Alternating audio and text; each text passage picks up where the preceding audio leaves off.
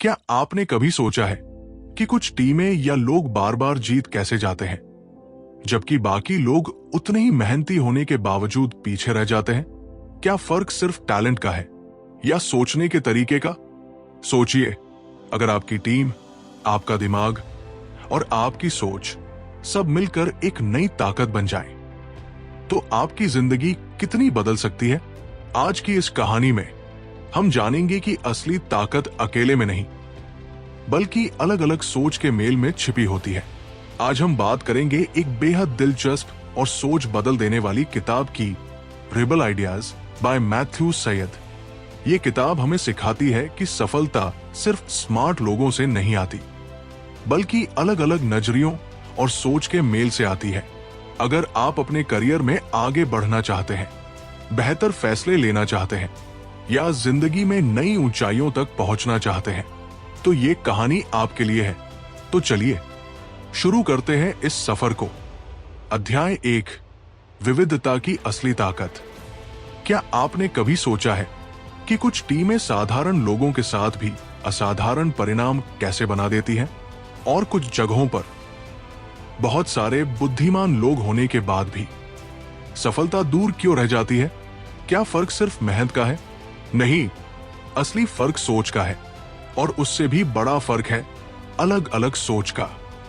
यही है इस अध्याय की सबसे बड़ी सीख, विविधता की असली ताकत।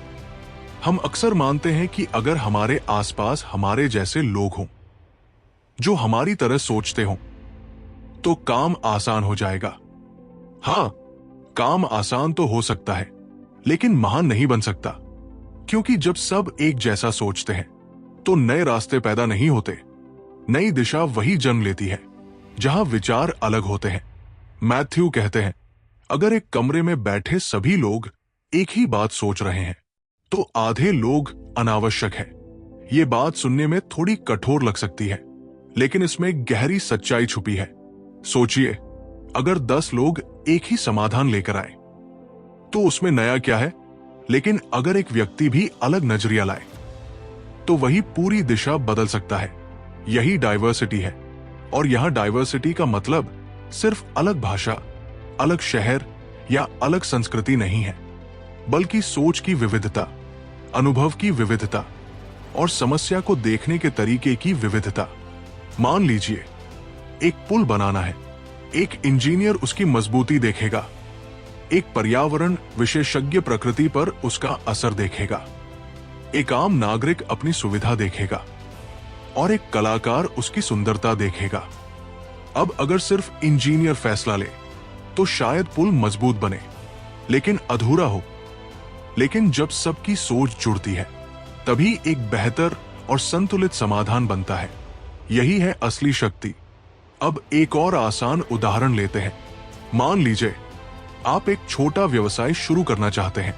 अगर आपकी पूरी टीम सिर्फ उत्साह से भरी है, तो शायद आप जल्दी निर्णय ले लेंगे, लेकिन जोखिम भूल जाएंगे। अगर कोई ऐसा व्यक्ति भी हो जो सावधानी से सोचता हो, जो सवाल पूछता हो, जो खतरे दिखाता हो, तो वही व्यक्ति आपकी असफलता को रोक सकता है। हम अक्सर ऐसे लोगों को नकारात्मक समझ लेते हैं, लेकिन कई बार वही लोग हमारी सबसे बड़ी सुरक्षा होते हैं। मैथ्यू इसे कॉग्निटिव डाइवर्सिटी कहते हैं, यानी दिमागों की विविधता, और यही हर मजबूत टीम की नींव है। लेकिन यहां एक चुनौती भी है। अलग सोच वाले लोगों के साथ काम करना आसान नहीं होता। बहस होती है, असहमति होती है, कभी कभी टकराव भी होता है, और हम अक्सर शांति के लिए सिर्फ सहमति चुन लेते हैं। लेकिन याद रखिए, हर शांति प्रगति नहीं लाती। कई बार असहमति ही विकास का दरवाजा खोलती है। जब कोई आपकी बात से असहमत होता है, तो वो आपका दुश्मन नहीं होता। कई बार वही आपका सबसे अच्छा शिक्षक होता है, क्योंकि वो आपको सोचने पर मजबूर करता है। वो आपके विचारों को मजबूत बनाता है और आपको आपकी सीमाएं दिखाता है। अब सवाल है, हम अपनी जिंदगी में इस विविधता को कैसे ला सकते हैं? पहला कदम, अपने दायरे को बड़ा कीजिए। सिर्फ उन्हीं लोगों के साथ मत रहिए जो हर बात पर हाँ कहते हैं। ऐसे लोगों से भी जुड़िए जो आपसे अलग सोचते हैं। दूसरा कदम, विनम्र बनिए। ये मानिए कि आपकी सोच अंतिम सत्य नहीं है, किसी और के पास भी बेहतर उत्तर हो सकता है। तीसरा कदम, सुनना सीखिए। सिर्फ जवाब देने के लिए नहीं, बल्कि सच में समझने के लिए। जब आप सुनते हैं तभी आप बढ़ते हैं। और चौथा कदम, असहमति से डरिए मत। हर बहस बुरी नहीं होती, कई बहसें जीवन बदल देती है। तो दोस्तों, इस अध्याय की सबसे बड़ी सीख यह है, असली ताकत अकेले सबसे बुद्धिमान होने में नहीं, बल्कि अलग अलग बुद्धियों को साथ लाने में है। जब अलग अलग दिमाग एक दिशा में सोचते हैं तो साधारण लोग भी असाधारण परिणाम पैदा करते हैं। इसलिए आज से अपने आसपास सिर्फ अपने जैसे लोगों को मत ढूंढिए, बल्कि ऐसे लोगों को जोड़िए जो आपको चुनौती दें, जो आपको नया देखने की ताकत दें। क्योंकि याद रखिए, जहां विचार अलग होते हैं वही भविष्य जन्म लेता है। अध्याय 2, ब्लाइंड स्पॉट्स का जाल। क्या आपने कभी ऐसा महसूस किया है कि आप पूरी ईमानदारी से सही सोच रहे थे, लेकिन बाद में पता चला कि आप गलत थे? और उस समय सबसे ज्यादा हैरानी किस बात की होती है? ये कि हमें अपनी गलती दिखी ही नहीं। यही है ब्लाइंड स्पॉट्स का जाल। ब्लाइंड स्पॉट्स यानी हमारी सोच के वो अंधे कोने जिन्हें हम देख ही नहीं पाते। और सबसे बड़ी बात, हमें यह भी नहीं पता होता कि वो मौजूद है। मैथ्यू कहते हैं कि हर इंसान के पास कुछ न कुछ ब्लाइंड स्पॉट्स होते हैं। कोई भी इंसान कितना भी समझदार क्यों न हो, उसकी सोच हमेशा पूरी नहीं होती। अब जरा सोचिए, अगर आप हमेशा उन्हीं लोगों के साथ रहते हैं जो आपकी तरह सोचते हैं, तो क्या होगा? आपके ब्लाइंड स्पॉट्स कभी सामने ही नहीं आएंगे, क्योंकि कोई भी आपको चुनौती नहीं देगा, कोई भी आपसे अलग सवाल नहीं पूछेगा, और धीरे धीरे आप अपनी ही सोच में फंसते चले जाएंगे। इसे हम एक छोटे से उदाहरण से समझते हैं। मान लीजिए, एक कंपनी में सभी लोग एक ही तरह की सोच रखते हैं। सबको लगता है कि उनका प्रोडक्ट सबसे बेहतरीन है और उसमें कोई कमी नहीं है। अब अगर कोई भी उस प्रोडक्ट की आलोचना नहीं करेगा तो क्या होगा? कंपनी धीरे धीरे वही गलतियां दोहराती रहेगी और एक दिन बाजार में पीछे रह जाएगी। लेकिन अगर उसी टीम में कोई ऐसा इंसान हो जो अलग सोचता हो, जो सवाल पूछता हो, जो कमियों को दिखाता हो, तो वही इंसान उस कंपनी को बचा सकता है। यही है ब्लाइंड स्पॉट्स को पहचानने की ताकत। लेकिन यहां एक गहरी बात छुपी हुई है। हम अपने ब्लाइंड स्पॉट्स को इसलिए नहीं देख पाते क्योंकि हमारा दिमाग हमें हमेशा सही महसूस कराता है। हम अपने विचारों से इतना जुड़ जाते हैं कि हमें लगता है मैं सही हूं, और जब कोई हमें गलत बताता है तो हमें बुरा लगता है। लेकिन सच्चाई यह है कि वही पल हमारी सबसे बड़ी सीख बन सकता है। मैथ्यू कहते हैं कि अगर आप सच में आगे बढ़ना चाहते हैं तो आपको ऐसे माहौल की जरूरत है जहां लोग खुलकर आपकी गलतियों को बता सकें, जहां सवाल पूछना गलत न माना जाए बल्कि उसे प्रोत्साहित किया जाए। अब सोचिए, आपकी जिंदगी में कितने लोग हैं जो आपको सच में चुनौती देते हैं, जो आपकी हर बात से सहमत नहीं होते बल्कि आपको सोचने पर मजबूर करते हैं। अगर ऐसे लोग नहीं हैं तो इसका मतलब है कि आप भी धीरे धीरे अपने ब्लाइंड स्पॉट्स के जाल में फंस रहे हैं। लेकिन अच्छी बात यह है कि हम इसे बदल सकते हैं। सबसे पहला कदम है अपनी सोच पर सवाल उठाना। हर बार जब आप कोई निर्णय लें, खुद से पूछिए, क्या मैं कुछ मिस कर रहा हूं? दूसरा कदम है अलग नजरियों को अपनाना। उन लोगों से बात कीजिए जो आपसे अलग सोचते हैं। शायद उनकी बात आपको पहले अजीब लगे, लेकिन वही आपकी आंखें खोल सकती है। तीसरा कदम है आलोचना को स्वीकार करना। जब कोई आपकी गलती बताता है तो उसे हमला मत समझिए, बल्कि उसे एक मौका समझिए खुद को बेहतर बनाने का। अब एक और सरल उदाहरण लेते हैं। मान लीजिए आप गाड़ी चला रहे हैं, आपको सामने का रास्ता साफ दिखाई देता है, लेकिन आपकी गाड़ी में कुछ ऐसे एंगल होते हैं जहां आपको कुछ दिखाई नहीं देता। उन्हें ही ब्लाइंड स्पॉट कहते हैं। अगर आप सिर्फ सामने देखकर चलेंगे और साइड मिरर का इस्तेमाल नहीं करेंगे तो दुर्घटना होने का खतरा बढ़ जाता है। ठीक इसी तरह जिंदगी में भी अगर हम सिर्फ अपनी सोच पर भरोसा करेंगे तो हम गलत फैसले ले सकते हैं, लेकिन अगर हम दूसरों के नजरिए को शामिल करेंगे तो हम अपने ब्लाइंड स्पॉट्स को कम कर सकते हैं। तो दोस्तों, इस अध्याय की सबसे बड़ी सीख यह है, हम सब कुछ नहीं देख सकते, लेकिन साथ मिलकर हम ज्यादा साफ देख सकते हैं। जब आप अपनी सीमाओं को पहचानते हैं तभी आप उन्हें पार करने की शुरुआत करते हैं। तो आज से खुद को हमेशा सही मानना छोड़ दीजिए और सीखने के लिए खुला बन जाइए, क्योंकि याद रखिए, जो अपनी आंखों की सीमाओं को समझता है वही असली नजरिया पा सकता है। अध्याय 3, इको चैम्बर से बाहर निकलना। क्या आपने कभी ध्यान दिया है कि आप जिन लोगों के साथ ज्यादा समय बिताते हैं, धीरे धीरे आपकी सोच भी वैसी ही होने लगती है, और जो बातें आप बार बार सुनते हैं वो आपको सच लगने लगती है, चाहे वो पूरी तरह सच हो या नहीं। यही है इको चैम्बर। इको चैम्बर यानी ऐसा माहौल जहां आपको सिर्फ वही सुनाई देता है जो आप पहले से मानते हैं। जैसे पहाड़ों में आवाज गूंजती है और वही शब्द बार बार लौट कर आते हैं, ठीक वैसे ही हमारी सोच भी उसी बात को बार बार दोहराती रहती है जो हम पहले से मान चुके होते हैं। मैथ्यू बताते हैं कि इको चैम्बर हमें धीरे धीरे सीमित बना देता है। हम सोचते हैं कि हम सही हैं क्योंकि हमारे आसपास हर कोई वही कह रहा होता है, लेकिन सच ये है कि हम सिर्फ एक ही तरफ की कहानी सुन रहे होते हैं। अब जरा सोचिए, अगर आप हमेशा उन्हीं लोगों से बात करते हैं जो आपसे सहमत है, तो क्या आप कभी इन नई सोच तक पहुंच पाएंगे? शायद नहीं, क्योंकि विकास वही होता है जहां चुनौती होती है। अब एक आसान सा उदाहरण लेते हैं। मान लीजिए आप एक छात्र हैं और आपके सारे दोस्त कहते हैं कि पढ़ाई का कोई फायदा नहीं है। अगर आप रोज वही सुनते रहेंगे तो धीरे धीरे आप भी उसी सोच को सच मानने लगेंगे। लेकिन अगर आप किसी ऐसे व्यक्ति से मिले जो पढ़ाई की ताकत को समझता है, तो आपकी सोच बदल सकती है, आपका रास्ता बदल सकता है। यही फर्क है इको चैम्बर और खुले विचारों में। मैथ्यू कहते हैं कि अगर आप सच में आगे बढ़ना चाहते हैं तो आपको जानबूझकर अपने आप को अलग अलग विचारों के संपर्क में लाना होगा।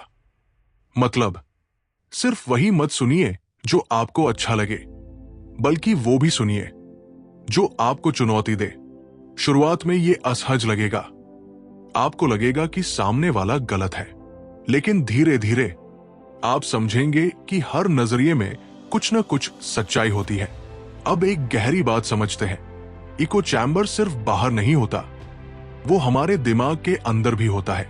हम अपने पुराने अनुभवों, अपनी मान्यताओं और अपने डर के आधार पर एक दुनिया बना लेते हैं और उसी दुनिया में जीते रहते हैं।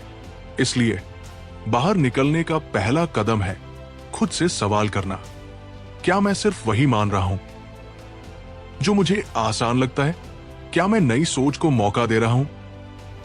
दूसरा कदम है अलग लोगों से जुड़ना। ऐसे लोगों से बात कीजिए जिनका बैकग्राउंड आपसे अलग है, जिनकी सोच आपसे अलग है। तीसरा कदम है सुनना सीखना, सिर्फ जवाब देने के लिए नहीं, बल्कि समझने के लिए। जब आप सच में सुनते हैं तो आपको एहसास होता है कि दुनिया सिर्फ आपके नजरिए से नहीं चलती, उसमें अनगिनत नजरिए होते हैं। अब एक छोटा सा दृश्य सोचिए, आप एक कमरे में हैं और उस कमरे में सिर्फ एक खिड़की है। आप उसी खिड़की से बाहर देखते हैं और मान लेते हैं कि यही पूरी दुनिया है। लेकिन जैसे ही आप दूसरी खिड़की खोलते हैं, आपको एक बिल्कुल अलग दृश्य दिखाई देता है। यही है इको चैम्बर से बाहर निकलना, नई खिड़कियां खोलना, नए नजरिए अपनाना और दुनिया को अलग अलग कोणों से देखना। तो दोस्तों, इस अध्याय की सबसे बड़ी सीख यह है, अगर आप सिर्फ वही सुनेंगे जो आपको पसंद है, तो आप वही बनेंगे जो आप पहले से हैं। लेकिन अगर आप वो भी सुनेंगे जो आपको चुनौती देता है, तो आप वो बन सकते हैं जो आपने कभी सोचा भी नहीं था। तो आज से अपने विचारों के घेरे को तोड़िए, नई आवाजों को सुनिए और अपने दिमाग की खिड़कियां खोल दीजिए, क्योंकि याद रखिए, सच्ची आजादी तब मिलती है जब हम अलग सोच को अपनाते हैं। अध्याय 4, सहयोग की शक्ति। क्या आपने कभी सोचा है कि कुछ लोग अकेले बहुत मेहनत करते हैं फिर भी उतनी बड़ी सफलता नहीं पा पाते, और कुछ लोग मिलकर काम करते हैं और असंभव को भी संभव बना देते हैं? आखिर ऐसा क्यों होता है? क्योंकि असली ताकत अकेले होने में नहीं, बल्कि साथ मिलकर आगे बढ़ने में होती है। यही है सहयोग की शक्ति। मैथ्यू बताते हैं कि कोई भी इंसान कितना भी बुद्धिमान क्यों न हो, उसकी अपनी सीमाएं होती हैं, लेकिन जब कई लोग मिलकर काम करते हैं तो उनकी ताकत कई गुना बढ़ जाती है। जैसे एक अकेली उंगली ज्यादा ताकतवर नहीं होती, लेकिन जब 5 उंगलियां मिलती हैं तो वो एक मजबूत मुट्ठी बन जाती है। ठीक वैसे ही जब अलग अलग लोग साथ आते हैं तो वो एक ऐसी ताकत बन जाते हैं जो अकेले कभी नहीं बन सकती। लेकिन यहां एक महत्वपूर्ण बात समझना जरूरी है, सिर्फ साथ होना ही काफी नहीं है, सही तरीके से साथ काम करना ही असली कला है। कई बार टीम होती है लेकिन लोग खुलकर बोल नहीं पाते। उन्हें डर लगता है कि कहीं उनकी बात गलत न साबित हो जाए या लोग उनका मजाक न उड़ाए, और यहीं पर टीम की असली ताकत कमजोर पड़ जाती है। मैथ्यू कहते हैं कि एक सफल टीम वही होती है जहां हर इंसान बिना डर के अपनी बात रख सके, जहां अलग अलग विचारों का सम्मान हो और जहां हर आवाज को सुना जाए। अब एक उदाहरण से समझते हैं। मान लीजिए एक अस्पताल में डॉक्टरों की टीम है। अगर कोई जूनियर डॉक्टर किसी गलती को देखता है लेकिन बोलने से डरता है तो एक छोटी सी गलती बड़ी समस्या बन सकती है। लेकिन अगर उसी टीम में ऐसा माहौल हो जहां हर कोई खुलकर बोल सके तो गलतियां होने से पहले ही रुक जाती है। यही है सच्चा सहयोग। अब बात आती है एक अच्छे लीडर की। एक अच्छा लीडर वो नहीं होता जो सबसे ज्यादा बोलता है, बल्कि वो होता है जो सबसे ज्यादा सुनता है, जो हर इंसान को बोलने का मौका देता है और अलग अलग विचारों को जोड़कर एक मजबूत फैसला बनाता है। वो अपने आप को सबसे ऊपर नहीं रखता, बल्कि पूरी टीम को साथ लेकर चलता है। अब सोचिए, आपकी जिंदगी में कितनी बार ऐसा हुआ है कि आपने किसी से मदद मांगी और चीजें आसान हो गई? यही सहयोग की ताकत है। जब हम अपने अहंकार को छोड़ देते हैं और दूसरों के साथ मिलकर काम करते हैं तो रास्ते अपने आप खुलने लगते हैं। लेकिन इसके लिए हमें 3 चीजें सीखनी होंगी। पहली, भरोसा करना। टीम में भरोसा होना जरूरी है, क्योंकि बिना भरोसे के कोई भी खुलकर काम नहीं कर सकता। दूसरी, संवाद करना। स्पष्ट और ईमानदार बातचीत हर मजबूत टीम की नींव होती है। तीसरी, सम्मान देना। हर इंसान की सोच अलग होती है और उसी अलग सोच में छुपा होता है नया समाधान। तो दोस्तों, इस अध्याय की सबसे बड़ी सीख यह है, अकेले हम सीमित हैं, लेकिन साथ मिलकर हम असीमित बन जाते हैं। जब हम एक दूसरे को समझते हैं, एक दूसरे की ताकत को पहचानते हैं और साथ मिलकर आगे बढ़ते हैं, तभी असली सफलता मिलती है। तो आज से सिर्फ अकेले जीतने की कोशिश मत कीजिए, बल्कि साथ मिलकर जीतने का रास्ता अपनाइए। क्योंकि याद रखिए, जब लोग दिल से जुड़ते हैं तभी असली जीत जन्म लेती है। अध्याय 5, बेहतर निर्णय लेने का विज्ञान। क्या आपने कभी ऐसा फैसला लिया है जिस पर बाद में आपको पछतावा हुआ हो? उस समय आपको लगा था कि आप बिल्कुल सही हैं, लेकिन समय के साथ वही फैसला गलत साबित हो गया। ऐसा हमारे साथ बार बार क्यों होता है? क्योंकि निर्णय लेना सिर्फ जानकारी का खेल नहीं है, ये सोच, नजरिए और समझ का खेल है।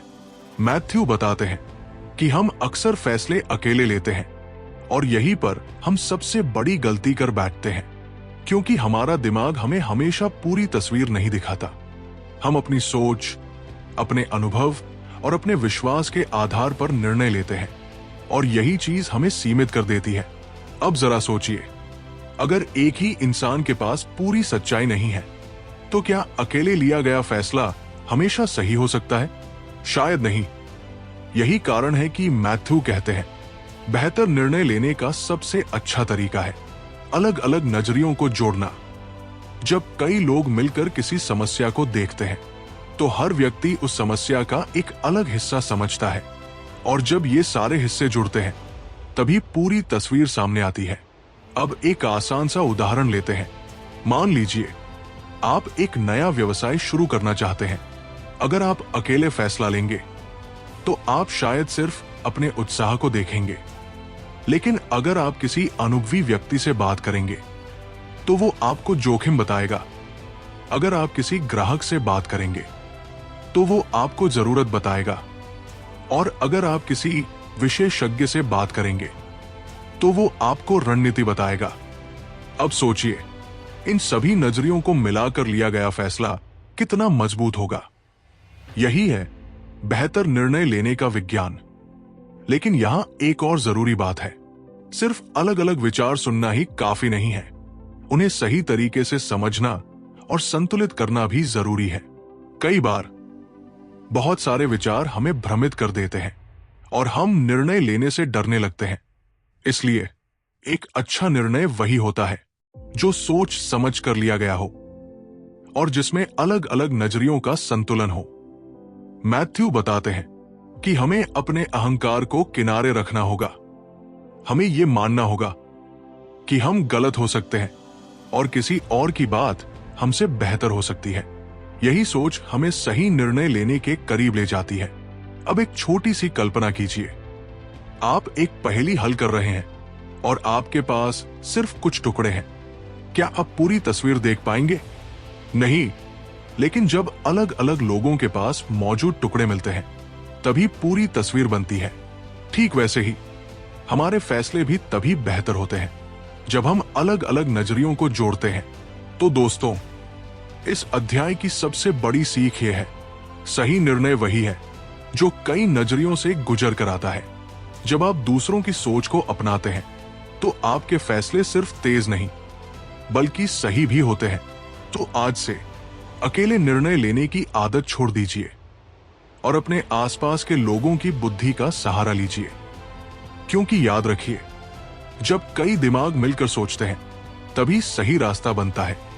अगर आप यहां तक हमारे साथ बने हुए हैं तो दिल से आपका स्वागत है। आप उन लोगों में से हैं जो सिर्फ सुनना नहीं चाहते बल्कि समझना और अपनी जिंदगी को बदलना चाहते हैं। अब हम बात करेंगे इस किताब की कुछ शक्तिशाली पंक्तियों और उनसे मिलने वाले जीवन बदलने वाले पाठों के बारे में। Powerful quotes. Number 1, the smartest person in the room is the room itself. लेखक कहते हैं, असली बुद्धिमानी किसी एक इंसान में नहीं होती बल्कि पूरी टीम की सोच में होती है। मतलब, जब अलग अलग लोग मिलकर सोचते हैं तभी सबसे बेहतर समाधान निकलता है।